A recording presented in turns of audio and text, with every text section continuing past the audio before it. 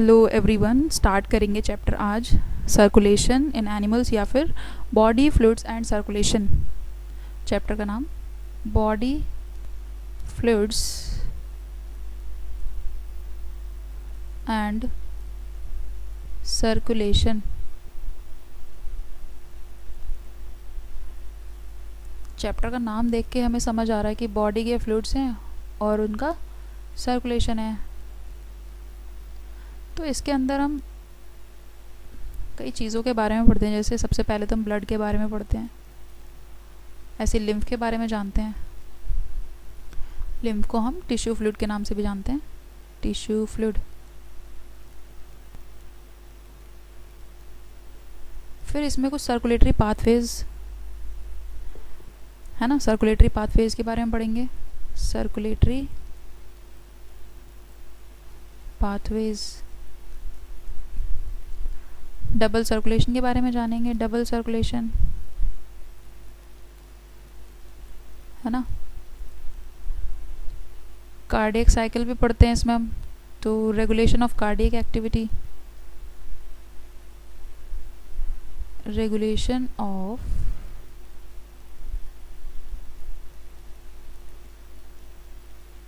Cardiac activity.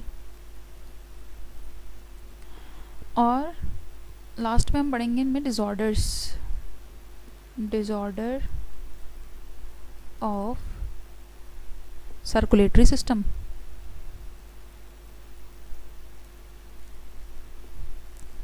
Circulatory system, तो जैसा कि हम जानते हैं इसमें सबसे पहले हम ब्लड के बारे में पढ़ते हैं। बॉडी फ्लूइड्स हैं, बॉडी के अंदर फ्लूइड्स हैं। उससे भी पहले हम एक चीज़ इसमें देख लेते हैं, ब्लड वस्कुलर सिस्टम सबसे पहली बार कहाँ देखा गया, किसने इसको डिस्क्राइब किया। ठीक है,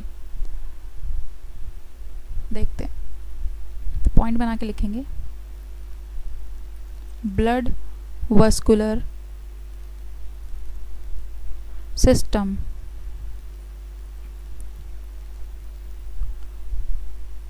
was first seen in annelids, first seen in annelida या annelids।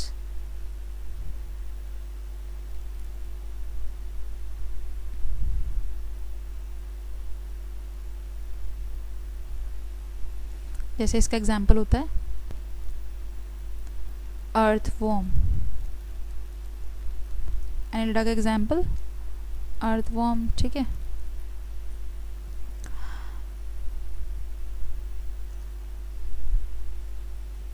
Father of blood vascular system, father of blood vascular system,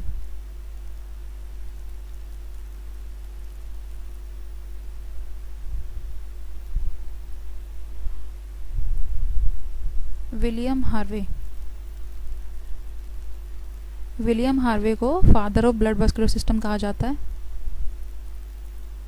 ठीक, इन्होंने लाइव स्नेक पर वर्क किया था, worked on live snake, worked on live snake. अब continue करेंगे blood से। Question आ सकता है यहाँ से कि father of blood vascular system कौन थे और उन्होंने किस पर वर्क किया था, और पहली बार ब्लड वस्कुलर सिस्टम कहाँ देखा गया था। एनालिड्स में, जिसका एग्जांपल अर्थवॉर्म ले सकते हैं। ठीक है,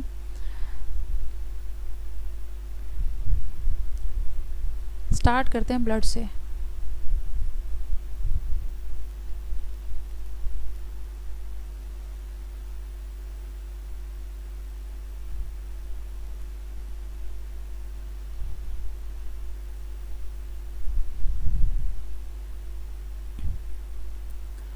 देखो भाई, ब्लड एक फ्लूइड है।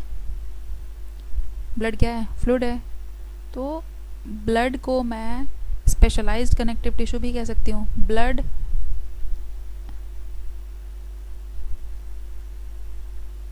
blood is specialized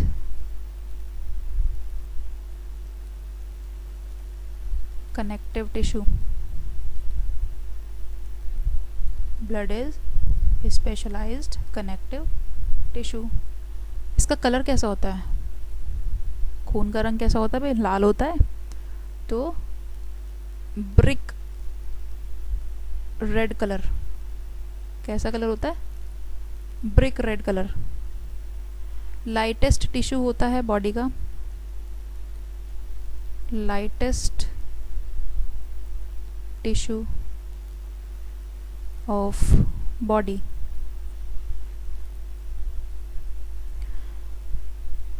पीएच इसका 7.4 होता है.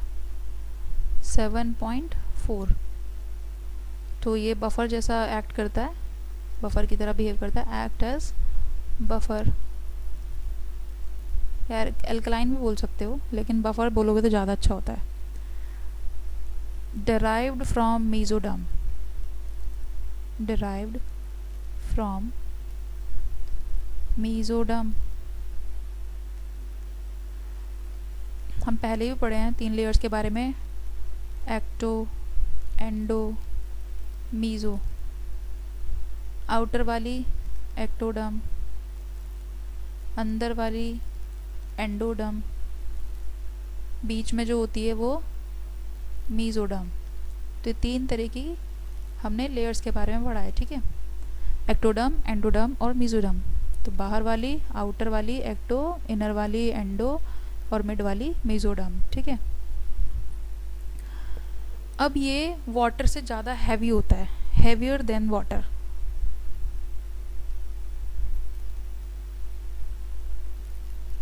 जो ब्लड है हैवियर देन द वाटर.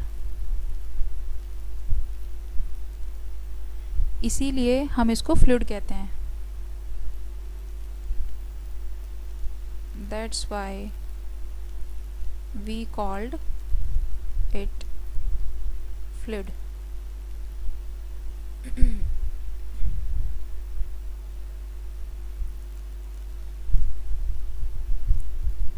ठीक है, हम इसे क्या कहते हैं? फ्लूइड कहते हैं. Not liquid. लिक्विड नहीं कहते. बिकॉज, ऐसा क्यों भाई? क्योंकि फ्लूइड के पास ज़्यादा विस्कोसिटी होती है. Because fluid has more viscosity.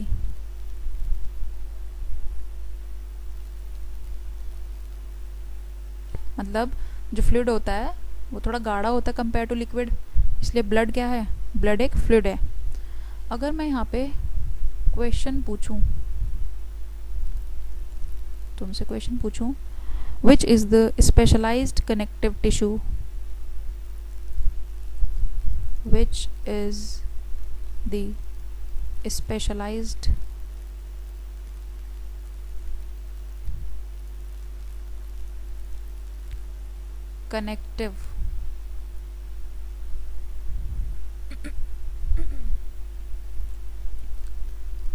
connective tissue without fiber.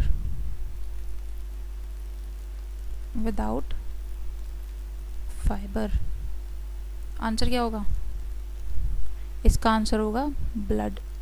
क्या आंसर होगा इसका? ब्लड. ये सॉफ्टेस्ट और लाइटेस्ट टिश्यू है बॉडी का. सॉफ्टेस्ट और लाइटेस्ट टिश्यू है बॉडी का. ठीक है, टिश्यू ऑफ बॉडी. अब बात करते हैं इसके कॉम्पोजिशन की. ब्लड के अंदर क्या क्या मिलता है? जब हम ब्लड का नाम सुनते हैं तो हमारे दिमाग में आता है कि खून, है ना. लेकिन ब्लड के अंदर और भी बहुत सारी चीज़ें होती हैं. सिर्फ रेड कलर का दिखने वाला एक फ्लूइड नहीं होता वो, उसके अंदर और भी बहुत सारी चीज़ें होती हैं. तो अगर ब्लड की बात करते हैं तो इसके कॉम्पोजिशन पढ़ते हैं ना. Composition of blood.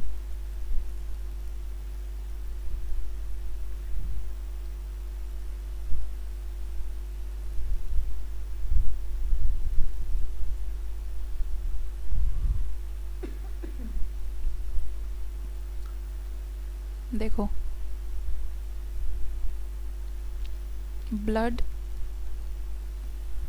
को अगर मैं डिवाइड करूं, इसके अंदर क्या क्या मिलता है, ठीक है, तो हम देखते हैं कि ब्लड के अंदर एक तो मिलता है प्लाज्मा और दूसरा मिलता है फॉर्म्ड एलिमेंट्स।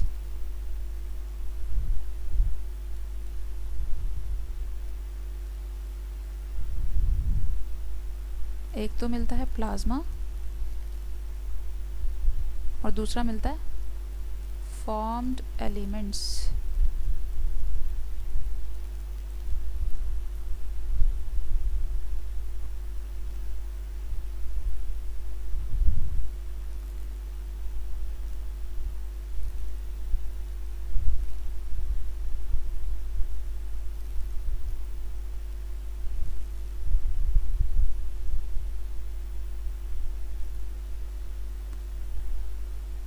देखो, फॉर्म्ड एलिमेंट्स और प्लाज्मा ये दोनों ब्लड के अंदर मिलते हैं। तो जो प्लाज्मा है उसका जो कॉम्पोजिशन है, ब्लड में प्लाज्मा 55% मिलता है और जो फॉर्म्ड एलिमेंट्स है वो बाकी बचा हुआ 45% होता है। तो फॉर्म्ड एलिमेंट्स में कौन कौन सी चीज़ें हैं देखते हैं ज़रा। फॉर्म्ड एलिमेंट्स के अंदर हम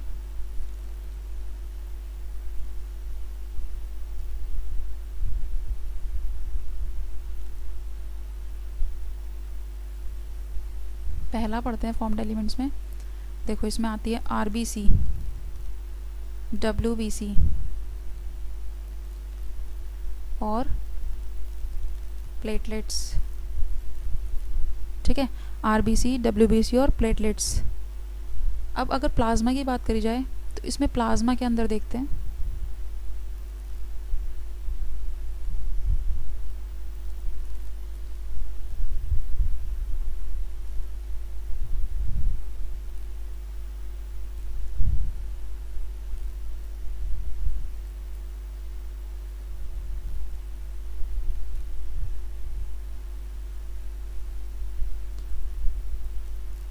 वाटर, प्लाज्मा प्रोटीन्स,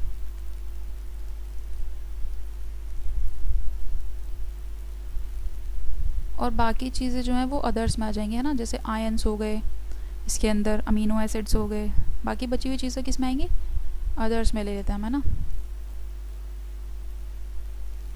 तो प्लाज्मा के अंदर क्या क्या चीज़ें हैं, वाटर है, प्लाज्मा प्रोटीन्स हैं और बाकी बची हुई चीज़ें हमने अदर्स में काउंट करेंगे। तो प्लाज्मा का जो 55% है, जो 55% प्लाज्मा है उसका भी 90 से 92% कौन है, वाटर। 90 से 92% वाटर है किसका, 55% का। तो जो प्लाज्मा है उसका 90 से 92% क्या है, वाटर है। अब अगर प्लाज्मा प्रोटीन्स की बात करी जाए तो ये 6 to 8% होता है 55% का। 6 to 8% प्लाज्मा प्रोटीन्स होते हैं, बाकी 1% के आसपास क्या होते हैं, बाकी चीज़ें होती हैं। जैसे प्लाज्मा प्रोटीन्स के अंदर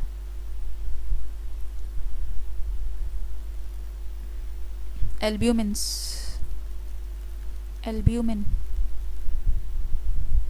दूसरा ग्लोब्यूलिन,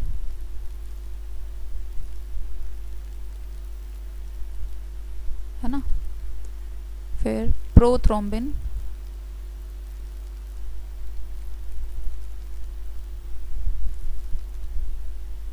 और फाइब्रिनोजन। ये सब क्या है, प्लाज्मा प्रोटीन्स हैं। जिसमें ये जो है एल्ब्यूमिन, ये क्या करता है, मेंटेन करता है कोलॉइडल ऑस्मोटिक प्रेशर को। एल्ब्यूमिन मेंटेन करता है कोलॉइडल ऑस्मोटिक प्रेशर को, या फिर डायरेक्ट ऐसे लिख सकते हैं मेंटेन ऑस्मोटिक प्रेशर।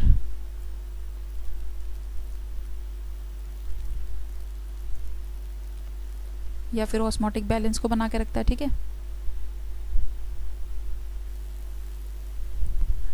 अब ग्लोब्यूलिन जो है वो क्या करता है, वो फैगोसाइटिक प्रॉपर्टी शो करता है या फिर डिफेंस मैकेनिज्म में हेल्प करता है। Involve in defence mechanism. बाकी बचे हुए जो दो हैं ये प्रोथ्रोम्बिन और फाइब्रिनोजन, ये ब्लड क्लोटिंग में हेल्प करते हैं, ब्लड क्लोटिंग। अब जैसे प्रोथ्रोम्बिन और फाइब्रिनोजन लिखा है तो हमेशा एक चीज़ याद रखना, जिस भी चीज़ में प्रो वर्ड लग जाए या फिर ओजन वर्ड लग जाए, जैसे इसमें लिखा है प्रो, स्टार्टिंग में प्रो और यहाँ पे क्या लिखा है ओजन, तो समझ जाना कि वो इनएक्टिव स्टेज में है, अभी इनको एक्टिवेट होना बाकी है। तो अगर प्रो लगा है या ओजन लगा है तो इसका मतलब क्या है, वो इनएक्टिव स्टेट में है, अभी वो एक्टिव स्टेट में कन्वर्ट होने बाकी है। ठीक है, तो फाइब्रिनोजन और जो प्रोथ्रोम्बिन है वो ब्लड क्लोटिंग में हेल्प करते हैं, ग्लोब्यूलिन डिफेंस मैकेनिज्म में हेल्प करता है और एल्ब्यूमिन ऑस्मोटिक प्रेशर को मेंटेन रखता है। अब अगर बात आती है कि इन चारों में भी सबसे ज़्यादा जो होते हैं वो कौन सा होता है, मोस्ट अबेंडेंट, इनमें सबसे ज़्यादा मोस्ट अबेंडेंट एल्ब्यूमिन होता है। ठीक है, अब अगर मैं बात करूं कि ब्लड में से या फिर प्लाज्मा में से क्लोटिंग फैक्टर को हटा दिया जाए तो उसको क्या बोलते हैं, नेक्स्ट पेज पे आते हैं। देखो सीरम, क्या बोलते हैं उसको, सीरम, SERUM। इसको क्या है बोलते हैं, प्लाज्मा विदाउट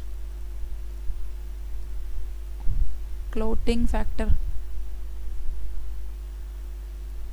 क्या बोलेंगे उसको, सीरम बोलेंगे।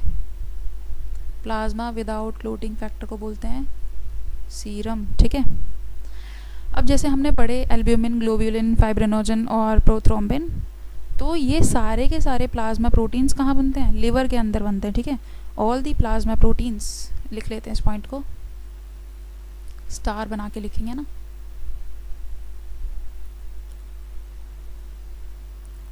ऑल दी प्लाज्मा प्रोटीन्स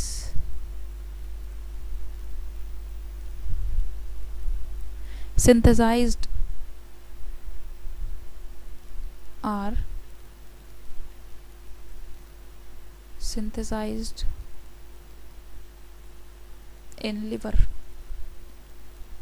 सारे के सारे प्लाज्मा प्रोटीन्स कहाँ बनते हैं, लिवर में बनते हैं, एक्सेप्ट गामा ग्लोब्यूलिन, गामा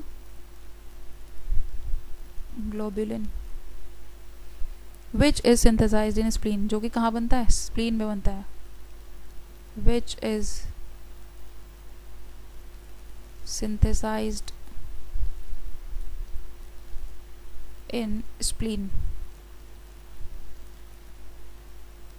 इतनी बात क्लियर है कि सारे के सारे जो ये प्लाज्मा प्रोटीन्स है कहाँ बनेंगे, लीवर के अंदर बनेंगे, लेकिन एक गामा ग्लोब्यूलिन को छोड़ के, किसको छोड़ के, गामा ग्लोब्यूलिन को छोड़ के, ये कहाँ बनेगा, स्प्लीन के अंदर बनेगा। ठीक है, स्प्लीन के अंदर बनेगा।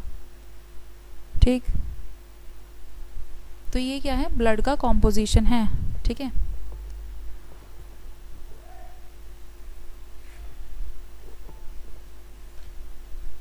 अब इसके बाद बात करते हैं कॉम्पोजिशन ऑफ ब्लड, हम पढ़ चुके हैं। ठीक, तो हमने पीछे वाले पेज पे देखा था कि अदर्स, मैंने 1% बताया था, उसके अंदर क्या बताए थे मैंने, 1% के अंदर अमीनो एसिड भी हो सकता है, यूरिया भी हो सकता है, बाकी आयन सॉल्ट्स वगैरह जो भी हैं वो सब 1% के अंदर आएंगे। ठीक है, क्या क्या बताए थे वहाँ पे मैंने, सोडियम है ना, क्लोराइड आयन, या फिर अमीनो एसिड, ग्लूकोज, है ना, ये सब चीज़ें कहाँ आएंगी, ये सारी की सारी चीज़ें वो जो 1% था, 1% अदर्स में, ठीक है, उसमें आएगा। तो बात करते हैं, सबसे पहली हम फॉर्म्ड एलिमेंट्स की तरफ चलेंगे और सबसे पहला फॉर्म्ड एलिमेंट कौन है, आरबीसी। ये बता चुकी हूँ, प्लाज्मा विदाउट क्लोटिंग फैक्टर, उसको क्या बोलते हैं, सीरम। ठीक है, तो फॉर्म्ड एलिमेंट्स की तरफ चलते हैं और उसमें पहले फॉर्म्ड एलिमेंट का नाम है आरबीसी। क्या नाम है? आरबीसी। आरबीसी, या फिर उसको हम क्या कह सकते हैं? रेड ब्लड सेल, या फिर दूसरा नाम एरिथ्रोसाइट। क्या कहते हैं? Erythrocyte. RBC, red blood cell या कॉर्पस्कुल, कुछ भी बोल दो, या फिर एरिथ्रोसाइट। ठीक है, अब जो एरिथ्रोसाइट है वो मोस्ट अबंडेंट है सेल में। ठीक है, पॉइंट बना के लिखेंगे इसमें भी, एरिथ्रोसाइट मोर अबंडेंट या फिर most abundant.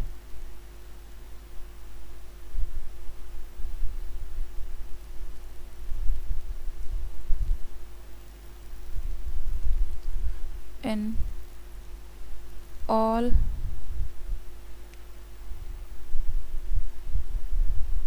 most abundant of all cell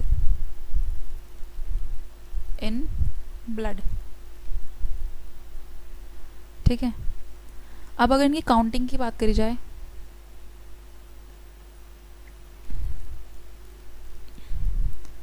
five to 5.5 million, 5 से 5.5 मिलियन पर mm3।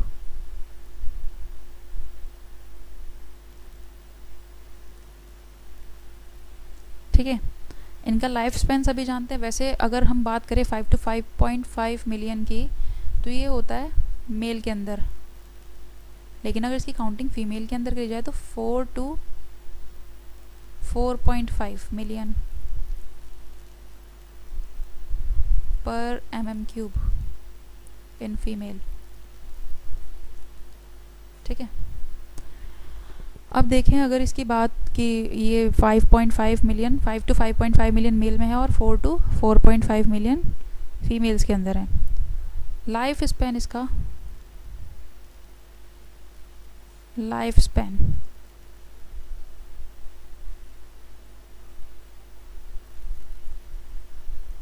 ऑफ आरबीसी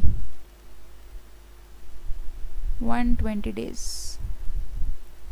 120 दिन बाद ये मर जाती हैं, ख़राब हो जाएंगी, है ना, बेकार हो जाती हैं इनकी जो सेल्स होती हैं।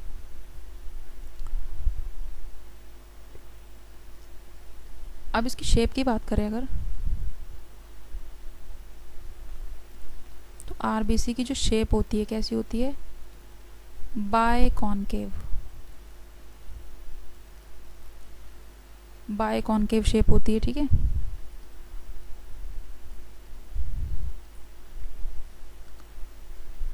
नॉन न्यूक्लिएटेड होती हैं, मतलब कि न्यूक्लियस नहीं होता, non nucleated. No endoplasmic reticulum,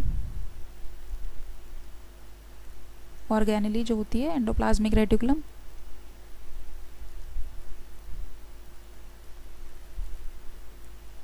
no mitochondria,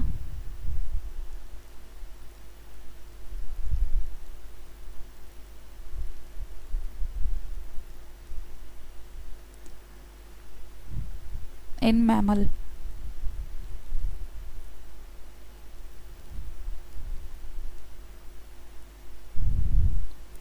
अब इसकी शेप बाइकॉनकेव होती है, नॉन न्यूक्लिएटेड होती है, नो एंडोप्लाज्मिक रेटिकुलम। ये सारी कंडीशन किसके अंदर हैं? मैमल्स के अंदर। लेकिन ये कंडीशन कहाँ नहीं मिलती हैं?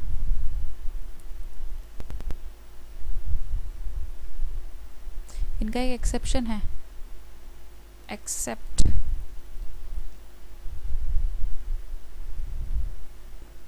Camel and Lama. ठीक है,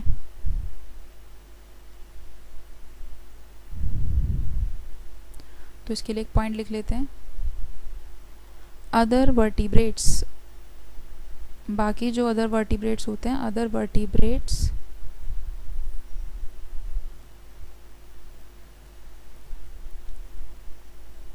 आरबीसी कैसी होती है? बाय कॉन्वेक्स शेप कैसी होती है उनकी? बाय कॉन्वेक्स और न्यूक्लिएटेड होती है, nucleated.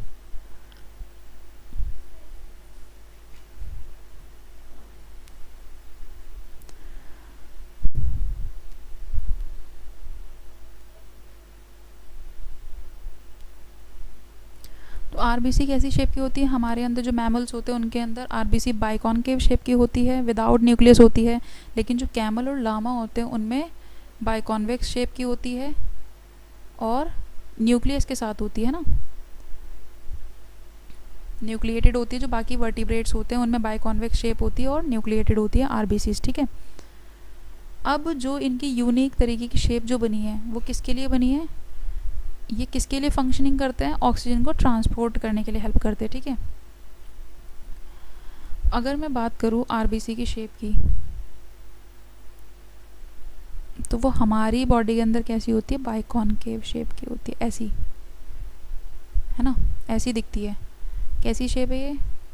Bye concave.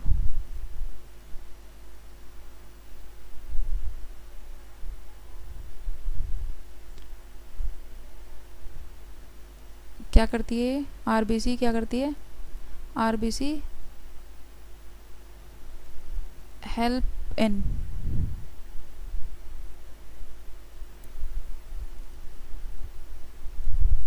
Transportation of oxygen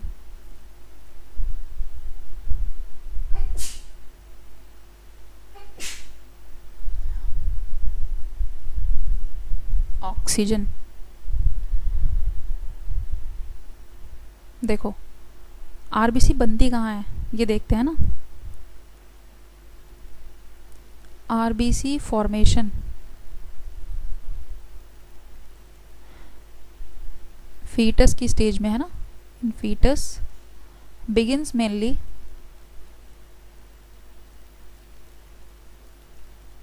in liver.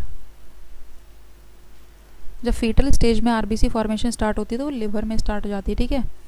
लेकिन बाद में but spleen and later on ribs, बाद में ये जो स्प्लीन है या फिर रिब्स हैं इसके फंक्शन को कंट्रीब्यूट करते हैं ना। इसके मतलब इसके बाद में ये परफॉर्म करते हैं लीवर के बाद में। Ribs also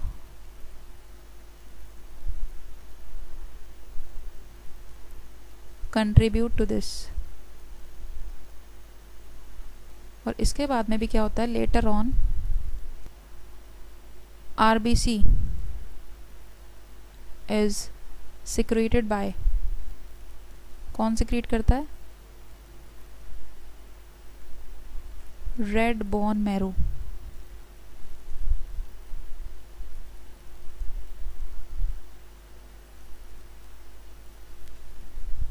red bone marrow. देखो रेड बोन मैरो कहाँ प्रेजेंट होता है? Red bone marrow present in, basically जो बोन मैरो जो होती है वो कहाँ प्रेजेंट होती है? इन लॉन्ग बोन्स, जैसे फीमर, टिबिया, स्टर्नम, ये सब क्या हैं? लॉन्ग बोन्स हैं। तो इनमें प्रेजेंट होता है बोन मैरो।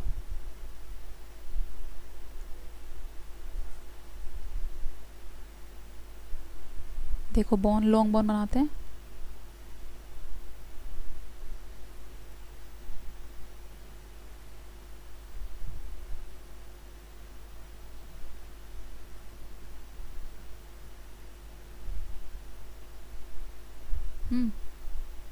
तो यहाँ देखो इसके एंड प्लेट्स पर ये क्या है? Red bone marrow.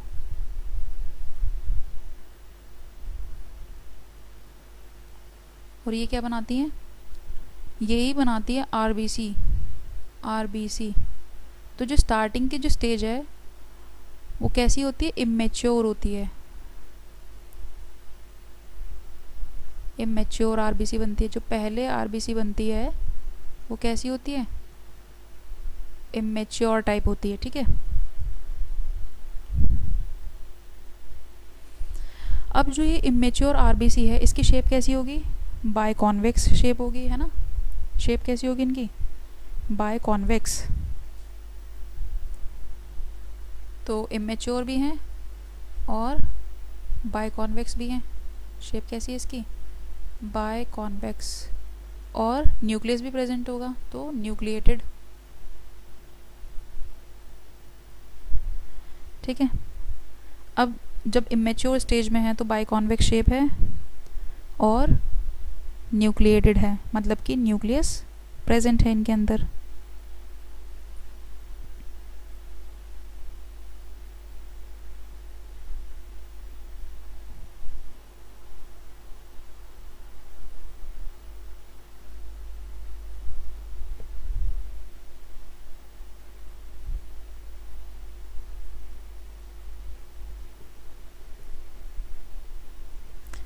अगर मैं इसकी बात करूँ कि इसके फॉर्मेशन में आरबीसी का फॉर्मेशन हुआ कैसे है, तो एक पूरा प्रोसेस है। जैसे रेड बोन मैरो क्या बनाती है? आरबीसी बनाती है। पहले कैसी होती है? वो इमेच्योर स्टेज होती है।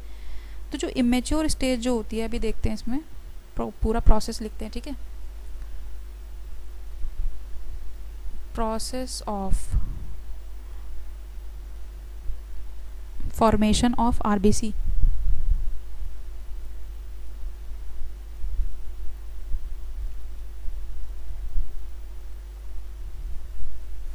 अगर हम आरबीसी की फॉर्मेशन पढ़ें तो देखो इसमें क्या क्या चेंजेस आएंगे।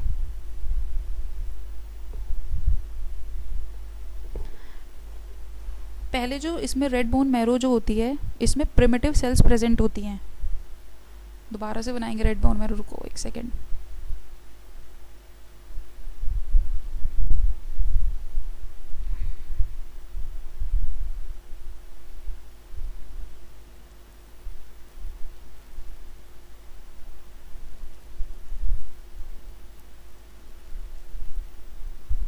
ठीक है, तो यहाँ पे जो ये सेल्स प्रेजेंट होती हैं यहाँ पे रेड बोन मैरो में, तो प्रिमिटिव सेल्स, जिनको हम क्या कह रहे हैं? प्रिमिटिव सेल्स या फिर स्टेम सेल्स।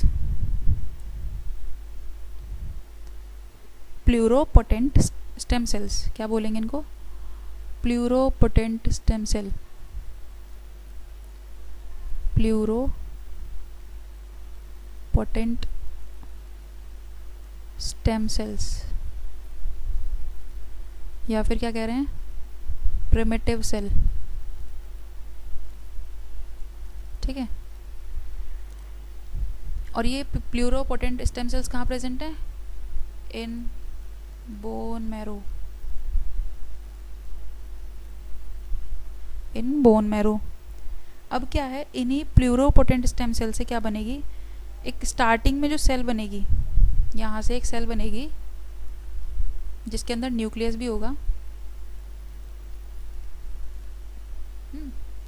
इस तरीके की ओवल शेप की बनेगी और इसमें न्यूक्लियस भी होगा। इसको बोलते हैं नॉर्मोब्लास्ट सेल। क्या बोलेंगे इसको? Normoblast cell. नॉर्मो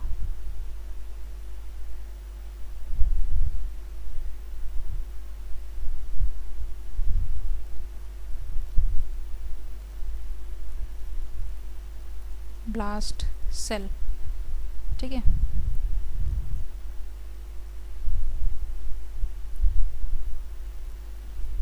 अभी देखो इसमें क्या आया? पहले जो नॉर्मोब्लास्ट सेल है, जो नॉर्मोब्लास्ट सेल है इसके अंदर क्या है? न्यूक्लियस आया। तो क्या मैं इसको ये बोल दूं कि ये अर्ली नॉर्मोब्लास्ट सेल है? ठीक है, किस टाइप की है ये? अर्ली। तो इसमें तुम ऐड कर लेना अर्ली, अर्ली नॉर्मोब्लास्ट सेल, ठीक है। अब क्या होगा इसके बाद? इसमें एक बीच वाली स्टेज आएगी। इसमें क्या होगा?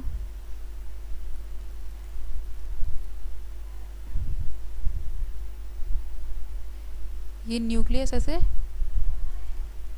बड़ा हो जाएगा और थोड़ा सा बाहर की तरफ को शिफ्ट होगा, ठीक है। इसको बोलते हैं इंटरमीडिएट नॉर्मोब्लास्ट सेल। इसको क्या बोलते हैं? Intermediate normoblast cell.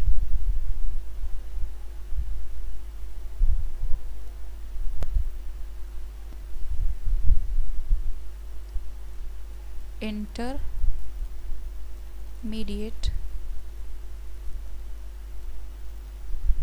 Normoblast cell, normoblast cell.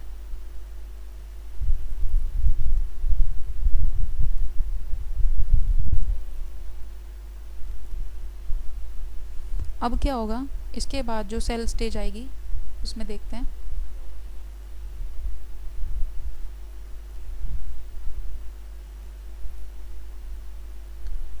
इसमें क्या होगा, न्यूक्लियस बाहर की तरफ, कॉर्नर की तरफ को शिफ्ट हो जाएगा। ये सेल है और ये इसका न्यूक्लियस, देखो यहाँ इस तरीके से, ठीक है।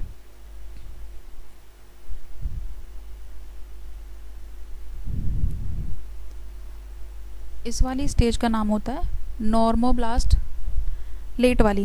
पहले क्या बनी, अर्ली वाली बनी। यहाँ देखो ये अर्ली स्टेज बनी थी, अब क्या बनेगी, late normoblast cell. Late normoblast cell, ठीक है।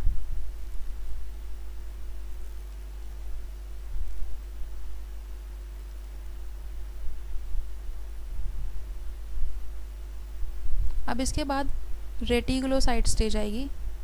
कौन सी स्टेज आएगी, रेटिकुलोसाइट स्टेज आएगी। और उसमें क्या होगा, ये जो आरबीसी है इसमें से न्यूक्लियस बाहर निकल जाएगा। ये देखो बाहर आ चुका है न्यूक्लियस। यहाँ से क्या होगा, रिमूव न्यूक्लियस, मतलब न्यूक्लियस बाहर आ जाएगा, है ना। न्यूक्लियस रिमूव हो जाएगा यहाँ से। और इस स्टेज का नाम होगा रेटिकुलोसाइट स्टेज। रेटिकुलोसाइट स्टेज, ठीक है। ये जो स्टेज है वो कौन सी है, रेटिकुलोसाइट स्टेज है। और जो सेल बनी उसका नाम क्या है, एरिथ्रोसाइट। जो सेल बनी है ये, उसका नाम क्या है, एरिथ्रोसाइट। एरिथ्रोसाइट,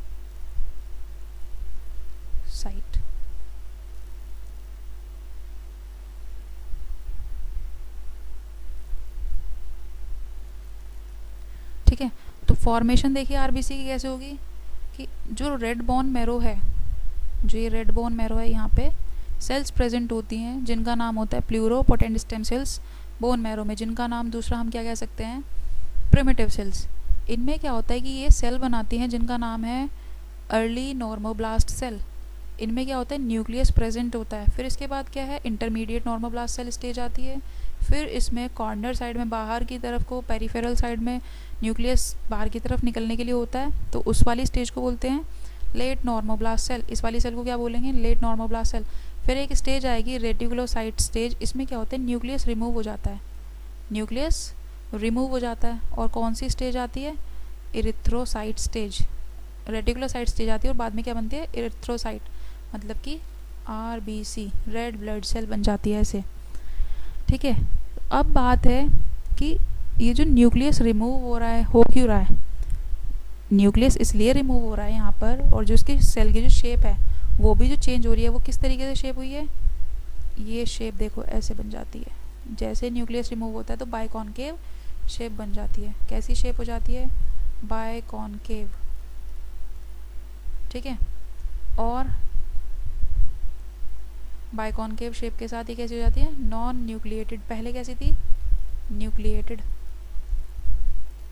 ठीक है, नॉन न्यूक्लिएटेड बन जाती है। तो इसको हम क्या कह सकते हैं, मैच्योर आरबीसी। क्या कह सकते हैं इसको हम, मैच्योर आरबीसी। लेकिन जो पहले बनी थी उसका नाम क्या था, इसको तो हमने मैच्योर बोल दिया, लेकिन जो हमने पहले ऊपर पढ़ी थी उसको इमेच्योर आरबीसी बोलते हैं, ठीक है। अब मैच्योर आरबीसी कैसे बनी है तो सबको पता लग गया। इसमें सबसे मोस्ट इम्पॉर्टेंट क्वेश्चन जो आएगा वो यहाँ से आएगा, स्टार मार्क कर लेना इस पर, रेटिकुलोसाइट स्टेज पर। यहाँ से क्वेश्चन आएगा कि वो कौन सी स्टेज है जिससे न्यूक्लियस रिमूव होता है। आया हुआ भी है क्वेश्चन, तो आंसर होगा रेटिकुलोसाइट स्टेज।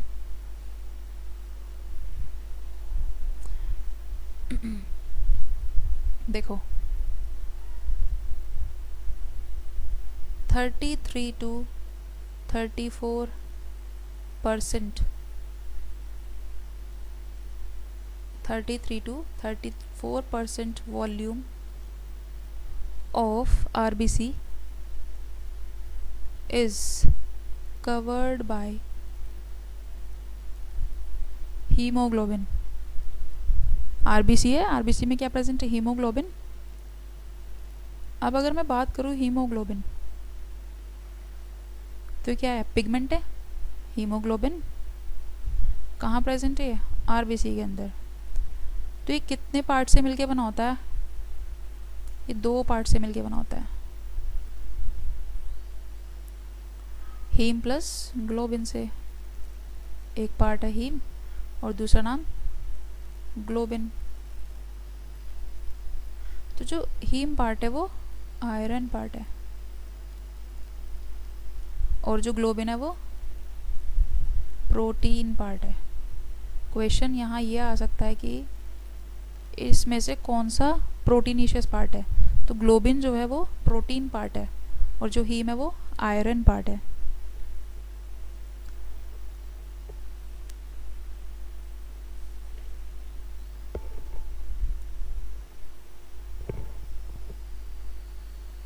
एक कंडीशन आती है इसके अंदर रोलेक्स की। इसमें क्या होता है रोलेक्स में, कि जो आरबीसी जो हैं ऐसे एक दूसरे के ऊपर पाइल लाइक स्ट्रक्चर, जैसे एक दूसरे के ऊपर सिक्के के ऊपर सिक्का रखते हैं उस तरीके से, इसको बोलते हैं रोलेक्स। तो ये कब बनता है देखते हैं जरा। In slow moving blood, in slow moving blood, RBC are arranged over one another, एक दूसरे के ऊपर, in the form of pile, जैसे सिक्के के ऊपर सिक्का रखते हैं, in the form of pile of coins, है ना। इस तरीके का अरेंजमेंट होता है, तो उसको क्या बोलते हैं, रोलेक्स। तो क्वेश्चन अगर मैं पूछूँ Rolex formation is shown by, और ऑप्शन रखूँ आरबीसी, डब्ल्यूबीसी, प्लेटलेट्स या फिर प्लाज्मा प्रोटीन, तो आंसर होगा, आंसर क्या होगा, आरबीसी। कौन शो करता है ये फॉर्मेशन, आरबीसी। ठीक है,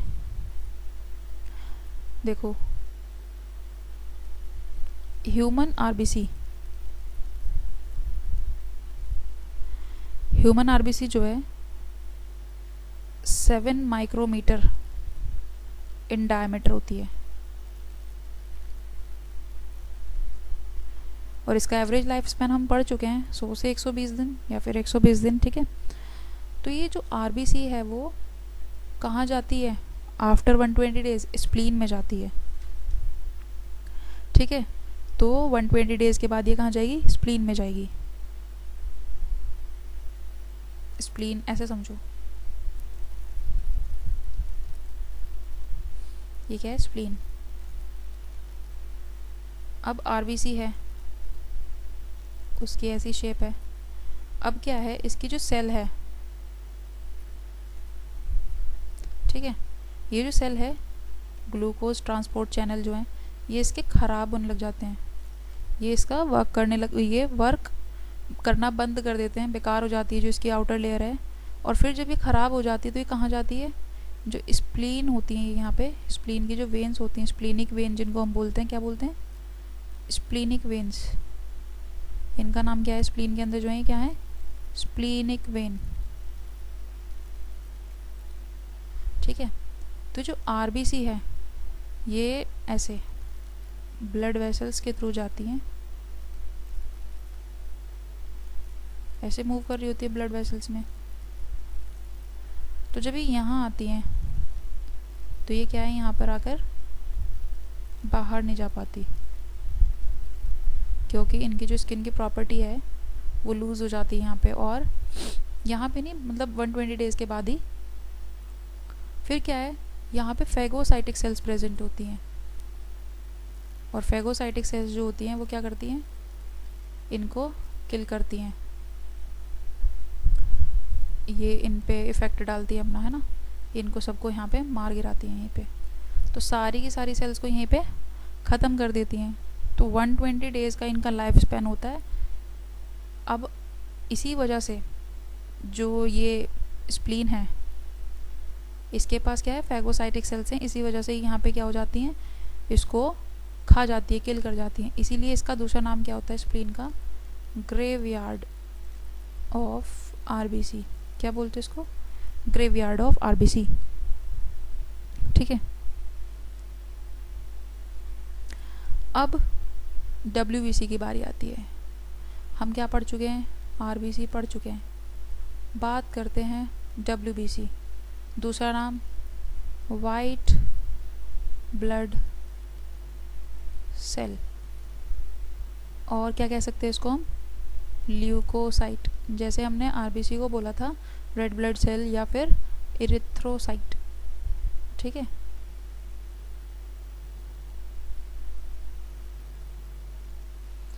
इसके आगे का कल पढ़ाऊंगी, कंटिन्यू करेंगे कल यहाँ से। ठीक है, बाकी जो आज का है उसको अपनी एनसीईआरटी से भी कवर करना, और बाकी सारी चीज़ें अच्छे से कवर करना,